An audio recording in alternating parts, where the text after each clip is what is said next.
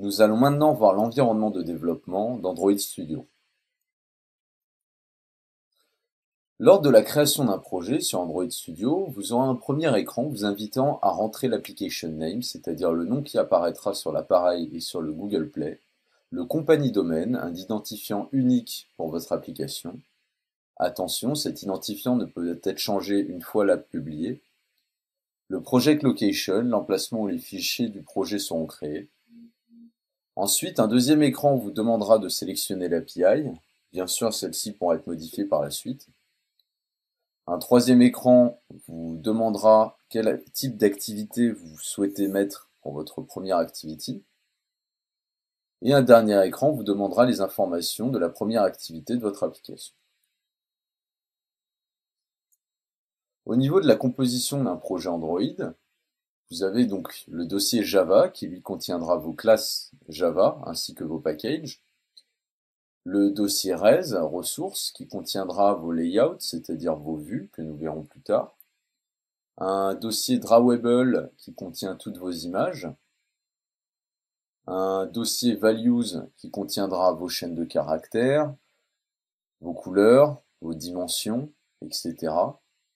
D'autres dossiers tels que le dossier menu qui contiendra vos informations de menu, le dossier bitmap qui contiendra vos icônes, le dossier RAW qui contiendra vos MP3 ou vos fichiers vidéo, par exemple, etc., etc.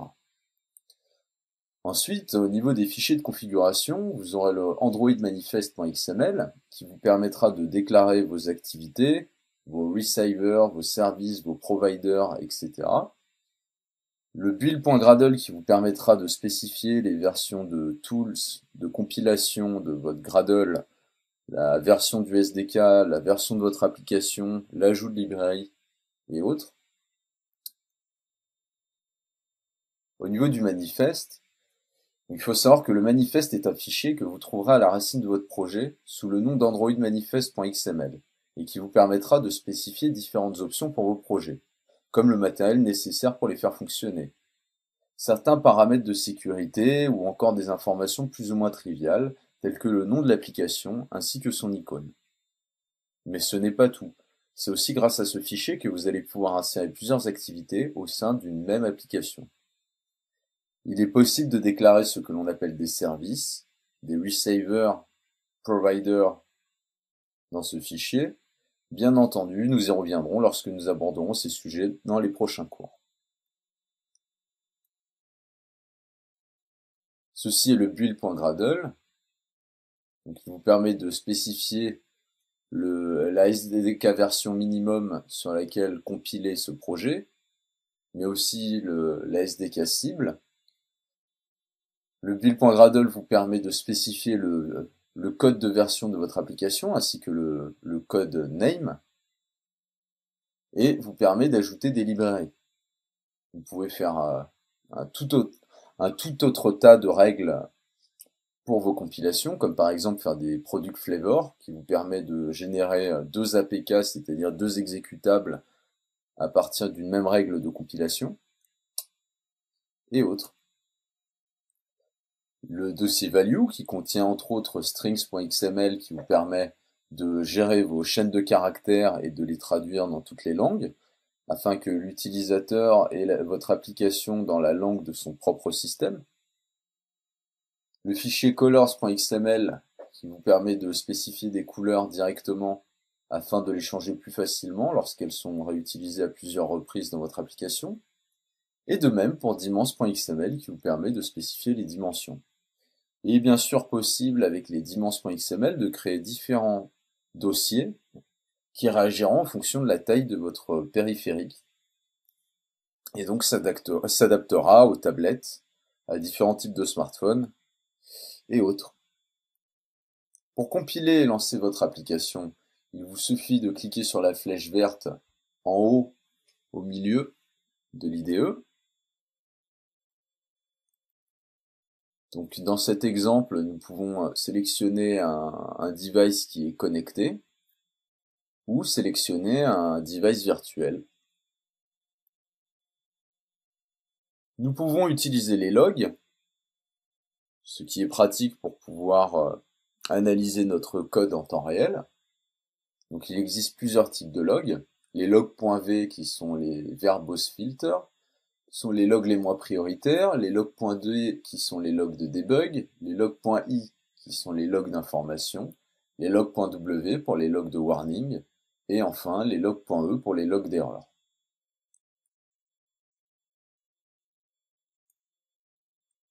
Sur Android Studio, comme sur tout type d'IDE, il y a un mode debug avec des points d'arrêt. Celui-ci est plutôt complet, nous reviendrons dessus de temps en temps pour débugger notre application et ainsi se retrouver face à des cas concrets pour l'utiliser au mieux.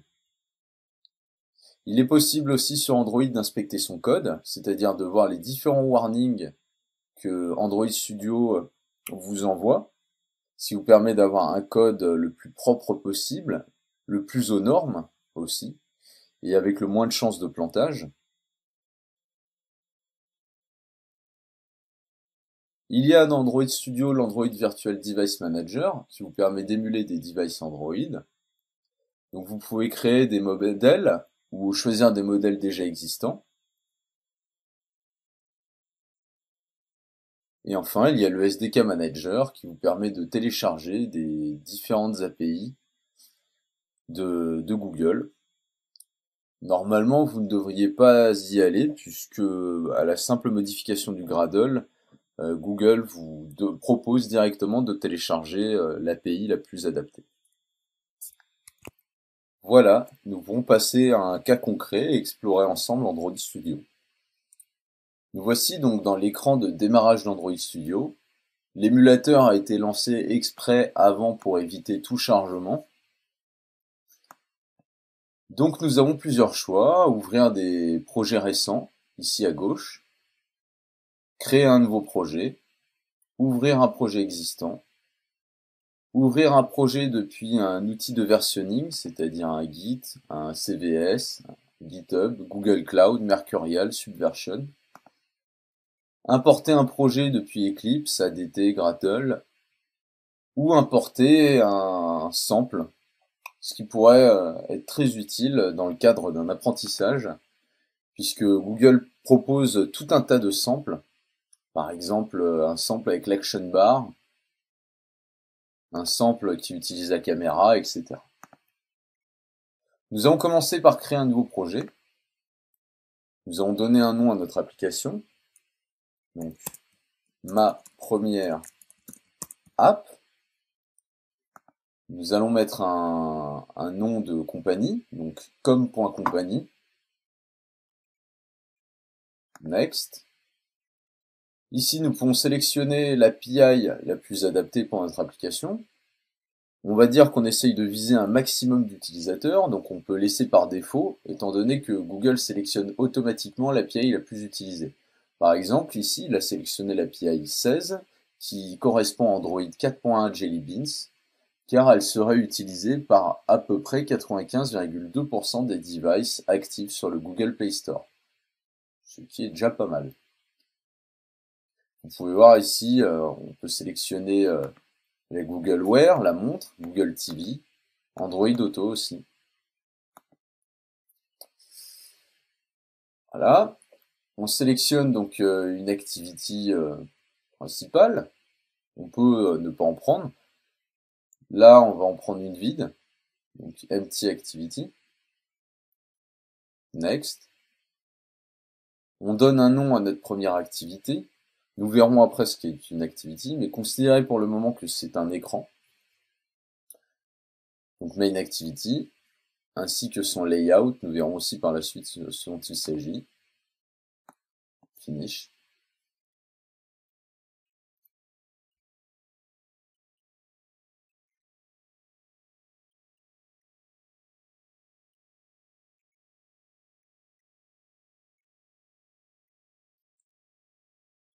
Voilà.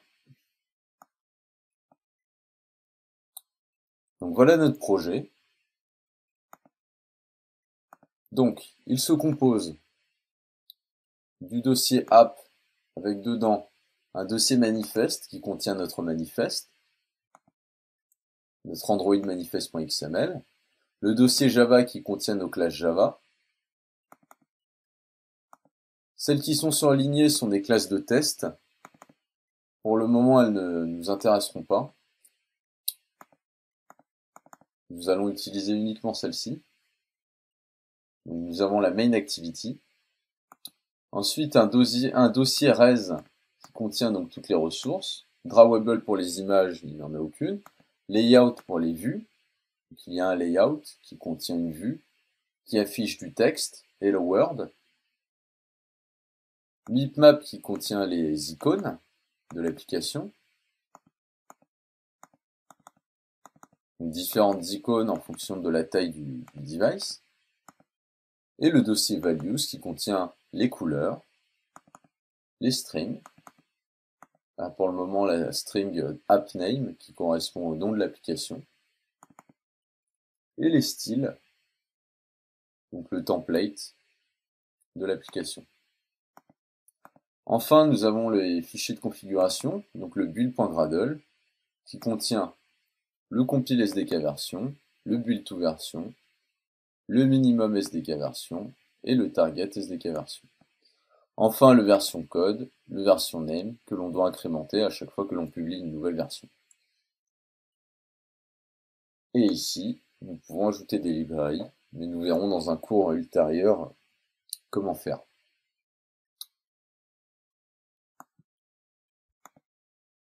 Donc, je vais lancer cette première application. Ici, je peux créer un nouveau virtual device, un nouvel émulateur. Donc là, par exemple, il m'est proposé de prendre le Nexus 5X. Je peux faire juste un next, le mettre sous le lollipop, next, lui donner un nom et finish. Bon, étant donné que j'en ai déjà un, je ne vais pas en recréer un. Donc je vais utiliser celui que j'ai pour le moment. Donc OK. Je lance l'application.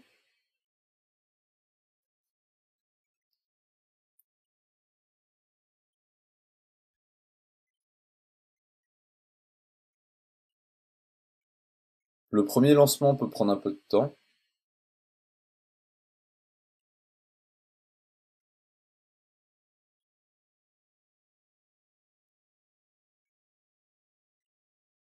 Voilà.